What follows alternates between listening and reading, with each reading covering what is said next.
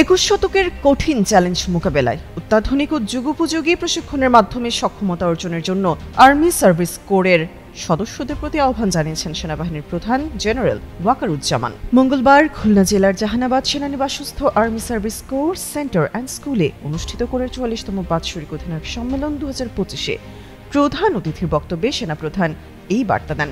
সম্মেলনে উপস্থিত এএসসির সব ইউনিট অধিনায়কদের উদ্দেশ্যে দেওয়া বক্তৃতায় সেনাপ্রধান কোরের গৌরব উজ্জ্বল ঐতিহ্য এবং দেশমাতৃকার সেবায় তাদের অনবদ্য অবদানের কথা গভীর শ্রদ্ধার সঙ্গে স্মরণ করেন। সেনাপ্রধান জোর দিয়ে বলেন, আধুনিক যুদ্ধক্ষেত্র এবং লজিস্টিক্সের পরিবর্তিত প্রেক্ষাপটে এএসসির ভূমিকার গুরুত্ব অপরিসীম।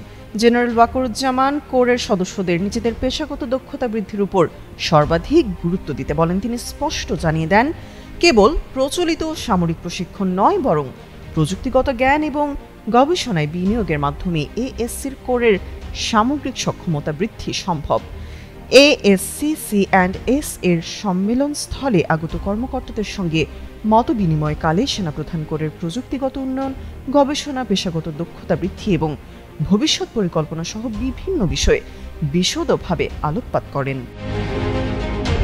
এর আগে গত 7 নভেম্বর আসন্ন জাতীয় সংসদ নির্বাচনকে ঘিরে সামাজিক মাধ্যমে মিথ্যা তথ্য ছড়ানো ইস্যুতে বার্তা দিয়েছিল সেনা সদর। তাতে বলা হয়, পরিস্থিতি অস্থিতিশীল করতে সেনাবাহিনীর প্রধান জেনারেল ওয়াকারুজ্জামানকে নিয়েও চালানো হচ্ছে বিভ্রান্তিকর অপপ্রচার।